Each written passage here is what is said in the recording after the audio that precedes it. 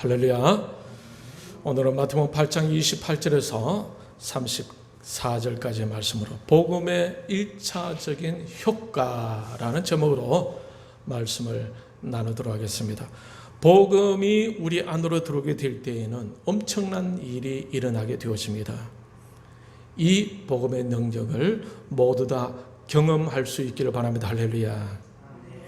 고린도후서 4장 7절 이후의 말씀을 보게 되면은 우리가 이 보배를 질그릇에 가졌으니 라는 말씀이 나오는데, 이때 이 보배란 복음을 말합니다. 이렇게 질그릇에 보배를 담은 이유가 무엇일까?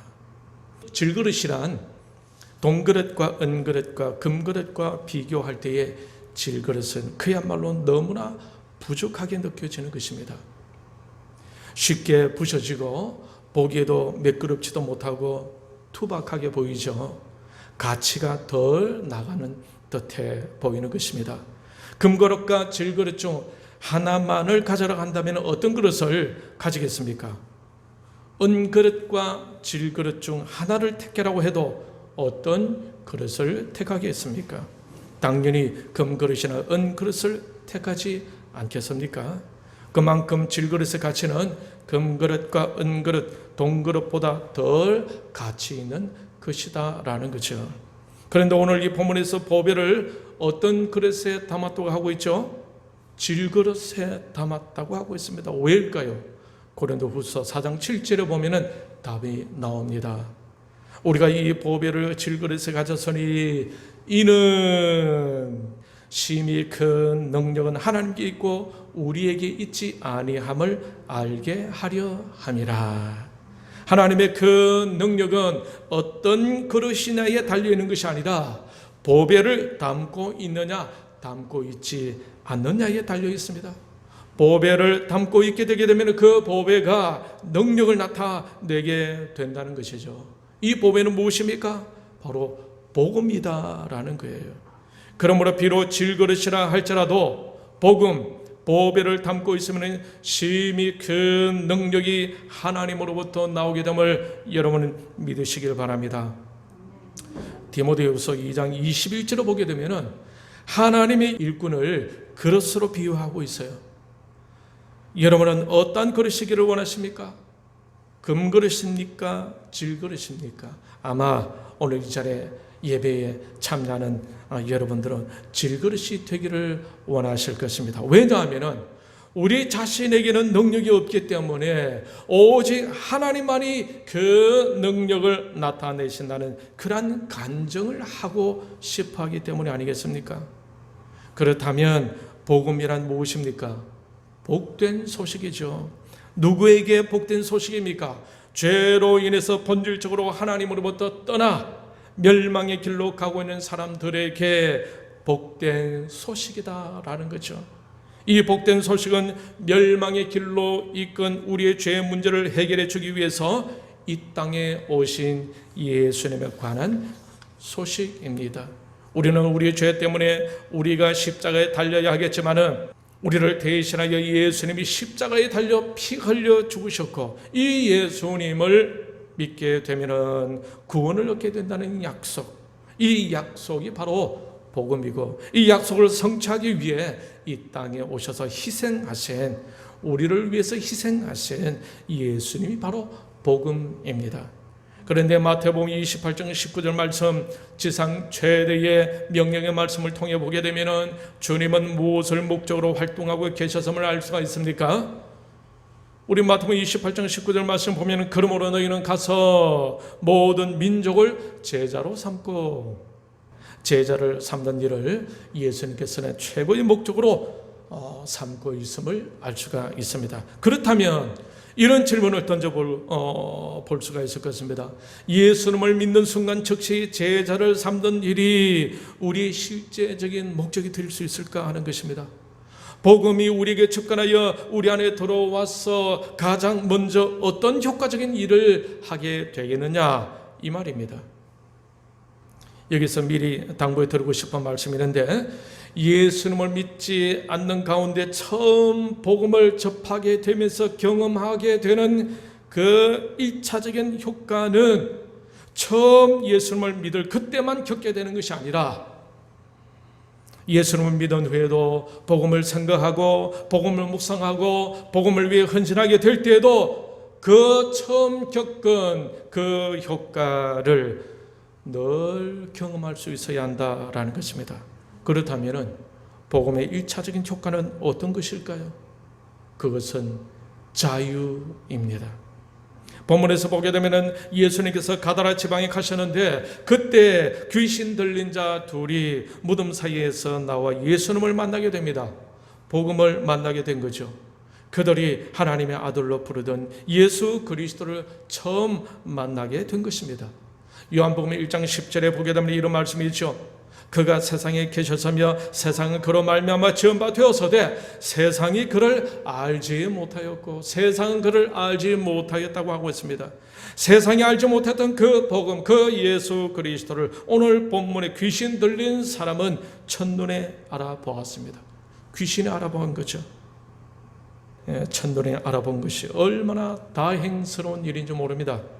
왜냐하면 이 예수 그리스도를 인식하게 되면서 그때부터 그들은 예수 그리스도를 통한 놀라운 일을 경험하게 되었기 때문입니다. 그들은 현재 귀신에 사로잡혀 있죠. 귀신이 이 사람들에게 침투한 것입니다.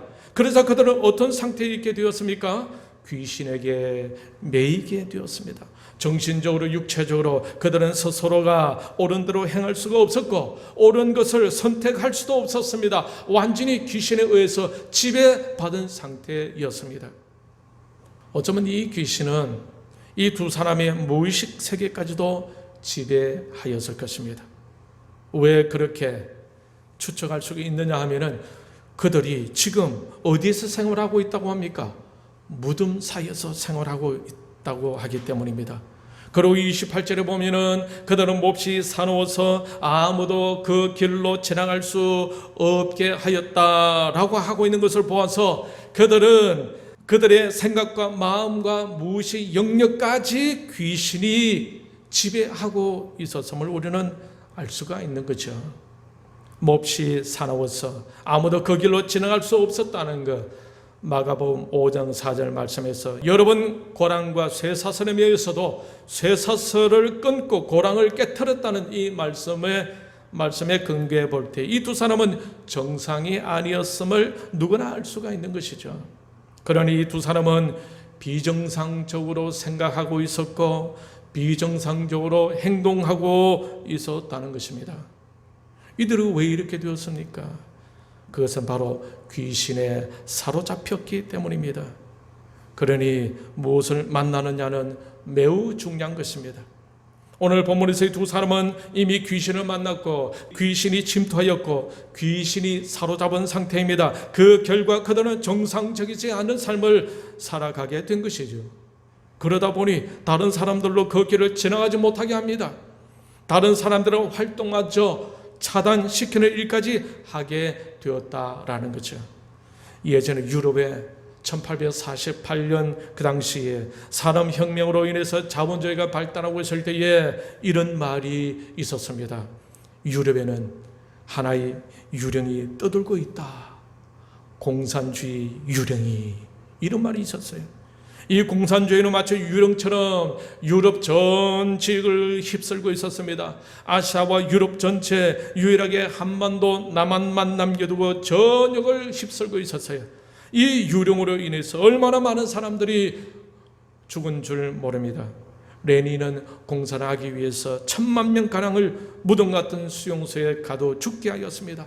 스탈린과 모 대통령이 공산화를 위해서 죽인 사람들의 수가 세계 제1차, 2차 세계대전 때에 죽은 사람들보다 훨씬 많았다고 하지 않습니까?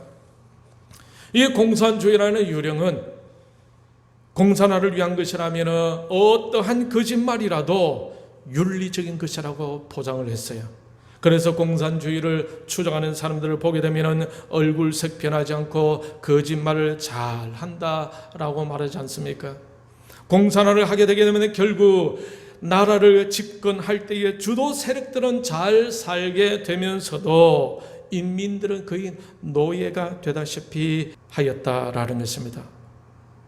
무엇에 지배받느냐가 이처럼 얼마나 중요한지 몰라요. 신약시대 때에 바리새인들이 있었습니다. 바리새인들은 유대교의 분파 중에서도 율법을 가장 엄하게 지키려고 했어요. 그들은 하나님의 율법에 관해 가장 잘 안다고 자부하였기 때문에 교만한 마음으로 자신들과 같이 아는 사람들을 멸시했습니다. 또한 바리새인들은 성경에 기록된 율법뿐만 아니라 구전으로 내려오는 바리새인들 자신들이 만든 전통의 지극히 작은 항목의 율법까지도 모두 다 지키려고 했습니다. 이러한 성경적이지 않는 율법주의는 바리새인들과 예수님 사이에서 많은 갈등들을 야기했습니다.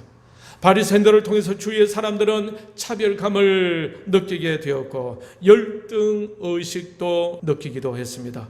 그래서 그들에 의해서 죄인들과 세리들과 창기들이 소외감을 갖게 되기도 했던 것이죠. 그러나 말씀이신 예수 그리스도는 바리새인들과 달랐어요. 진리가 되시지만은, 완전한 율법이 되시지만은 오히려 사람들을 자유케 했다라는 것입니다. 요한복음 8장 32절에 보면은 진리가 너희로 자유케 하리라. 그래서 주님은 바리새인들의 율법에 기죽고 있는 죄인들과 세리들과 창기들의 친구가 되어 주었던 것입니다. 주님이 있는 곳에는 자유함이 있습니다. 복음이 있는 곳에는 자유함이 있어요. 오늘 본문에서 주님을 만난 귀신 들린 두 사람은 귀신의 세력에서 자유하게 되었습니다. 무덤에 묶여있는 그들이 자유하게 되었습니다. 정신적으로 육신적으로 묶여있는 그들이 자유하게 되었던 거예요. 귀신에 잡혀 자신과 이웃에게 얼마나 피해를 주고 있는지 모릅니다. 귀신으로 인해 2,000마리의 돼지떼가 바다로 뛰어들어가 몰살하고 말았습니다. 그나마 돼지라도 키우면서 살아가 보려고 하는 사람들에게 어마어마한 피해를 입힌 것이죠. 그 귀신에게 잡혔던 그 두 사람이 바로 예수님을 만남으로 자유함을 누리게 되었다라는 거죠. 이것이 복음이 주는 1차적인 효과입니다. 자유하는 것입니다. 여러분도 이 예수님을 의식하고 이 예수님을 만나고 이 예수님을 모시면서 법에 담겨진 하나님의 힘이 큰 능력을 경험하며 먼저 자유를 누릴 수 있기를 축원합니다.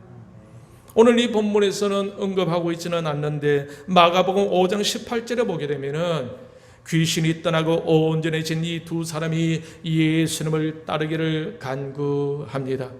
여러분, 주님으로부터 얻은 이 자유가 얼마나 감사했으면 예수님과 함께 있기를 간구했겠습니까?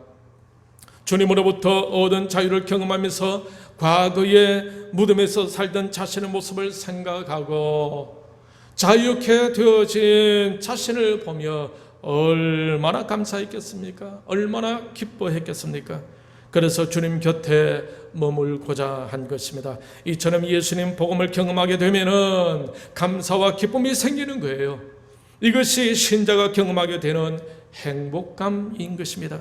이러한 행복을 우리 한소문교에 출석하는 여러분들이 날마다 경험할 수 있기를 바랍니다. 할렐루야.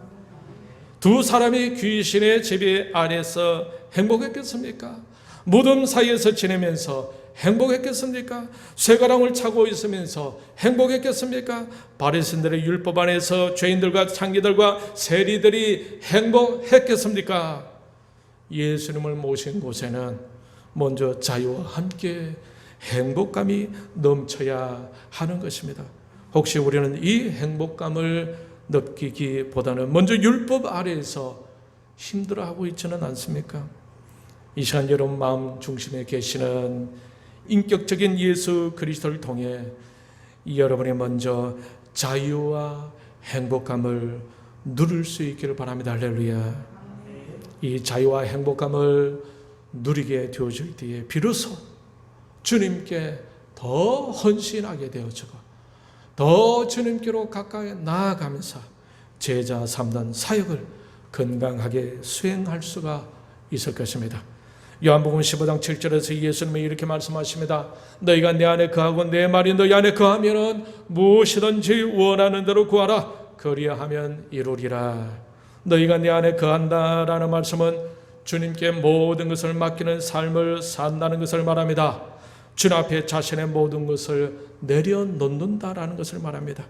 주님이 기뻐하시는 삶을 따라, 뜻을 따라 살아간다라는 것을 말합니다. 주님의 이끄심을 따라간다는 것을 말하는 것이요, 주님의 그 인도하심에 초점을 맞추며 한 걸음씩 주님을 쫓아가는 것을 말합니다. 이런 사람들은 주님의 이끄심에 잔뜩 기대하며 주님의 이끄심에 집중하면서 어떤 상황 속에서라도 주님의 이끄심을 바라보면서 한 걸음씩 한 걸음씩 전진하게 되는 것입니다. 갈라디아서 2장 20절에서 바울은 이렇게 고백하죠. 내가 그리스도와 함께 십자가에 못 박혔나니 그런즉 이제는 내가 사는 것이 아니요 오직 내 안에 그리스도께서 사시는 것이라. 이렇게 고백하던 바울이 자신의 죄와 육신에서 완전히 자유하게 있었을까요? 로마서 7장 24절의 말씀을 보면은 꼭 그렇지 않았다는 사실을 알 수가 있습니다. 오호라 나는 곤고한 사람이로다. 이 사람의 몸에서 누가 나를 건져내랴. 15절에 내가 행하는 것을 내가 알지 못하나니 곧 내가 원하는 것을 행하지 아니하고 도리어 미워하는 것을 행함이라. 사도 바울은 완전한 의인의 삶을 살고 있지 못하였음을 알 수가 있어요. 그런데 로마서 8장 1절 2절 말씀에서 그가 행복한 삶으로 회복할 수 있었던 비결을 말해주고 있는데, 그러므로 이제 그리스도 예수 안에 있는 자기는 결코 정죄함이 없나니 이는 그리스도 예수 안에 있는 생명의 성령의 법이 죄와 사망에서 너를 해방하였음이라. 사도 바울도 예수 그리스도 안에 있는 생명의 성령의 법으로 인해 은혜 가운데 다시 회복하게 되었다라는 것입니다. 진정한 행복은 예수 그리스도를 진정으로 알므로 인해, 예수 그리스도를 진정 만남으로, 예수 그리스도를 진정 마음에 모심으로 얻을 수가 있는 것입니다. 이 행복이 먼저 우리 안에서 날마다 누릴 수 있어야 할 것입니다. 복음이 가장 첫 번째 우리에게서 주는 효과가 바로 무엇입니까? 행복입니다. 자유와 회복입니다. 회복에 대한 감사와 기쁨을 누리게 되는 것입니다. 이것은 예수님을 믿을 때만 얻을 수 있는 것이 아니라 믿은 후에 일상생활에서 예수를 믿고 신앙생활을 해 나갈 때도 누릴 수 있어야 하지 않겠습니까? 제자 훈련할 때에 이러한 자유와 회복에 행복감이 없다면 율법적일 수 있습니다. 먼저 감사가 넘쳐나야 합니다. 기쁨이 넘쳐나야 합니다. 그 감사와 기쁨으로 사랑하고 섬길 수가 있어야 할 것입니다. 지금도 우리 속에 계시는 주님은 우리 삶에 아무런 영향을 끼치지 않는 어떤 그런 존재가 아닙니다. 주님은 지극히 인격적인 분이십니다. 주님이 가지고 계시는 형상과 우리의 형상은 같은 것이죠. 왜냐하면 하나님은 주님의 형상과 모양으로 우리를 지었기 때문에 그렇습니다. 그러므로 우리는 하나님과 충분히 마음을 통할 수 있는 그런 관계가 되었다라는 것입니다. 여러분이 이런 이야기를 들어본 적이 있을 거예요.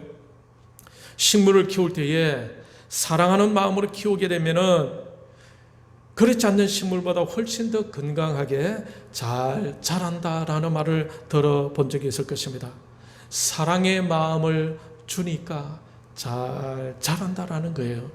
또 고아원에서 자라는 어린아이들 중에는 충분한 영양을 섭취하는데도 키가 자라지 않고 성장 호르몬이 억제되는 아이가 있다고 합니다. 이런 아이들에게 더 많은 사랑을 주게 되면 성장 호르몬이 정상적으로 분비되면서 키가 정상적으로 자라기도 한다라는 것입니다. 이처럼 사랑의 마음은 식물뿐만 아니라 인간의 내분비 조직과도 연결될 수 있다는 것을 알 수가 있겠죠. 사랑하는 마음을 주게 되게 되면은 우리 안에서 호르몬이, 성장 호르몬이 또 생기게 된다라는 것입니다. 사랑하는 마음은 서로에게 영향을 주게 된다라는 거예요. 그렇다면은 하나님의 형상으로 지음을 받은 우리가 하나님의 헌신적이고 희생적인 사랑을 우리가 받아들이며 그 온전한 하나님의 사랑의 마음이 우리에게 전달될 때에 우리에게는 어떤 변화가 일어날 수가 있겠습니까? 어떤 치유가 일어나겠습니까? 어떤 회복이 일어나게 되겠습니까? 죄로 인해 상해진 우리의 마음에 복음으로 인해 하나님의 형상이 회복된다면 하나님의 마음을 그대로 전달받게 되고, 비록 육신은 하나님과 떨어져 있지만은 우리가 복음으로 하나님 형상을 회복하게 된다면은 하나님과 하나로 연결되어서 하나님의 그 이끄심을 직접 경험하게 되지 않겠습니까? 너희가 내 안에 거하고 내 말이 너희 안에 거하면은 무엇이든지 원한 대로 구하라. 그리하면 이루리라. 예수님께 나아감으로 복음 안에 거함으로 우리도 오늘 본문에서 자유와 회복을 경험한 두 사람들처럼 우리도 복음의 능력을 경험하고 날마다 감사와 기쁨을 누리면서 주님을 쫓아가며 하나님의 나라와 의를 구하며 귀하게 쓰임받는 주님의 제자들이 다 되시기를 주님의 이름으로 축원합니다. 이 시간 말씀을 생각하고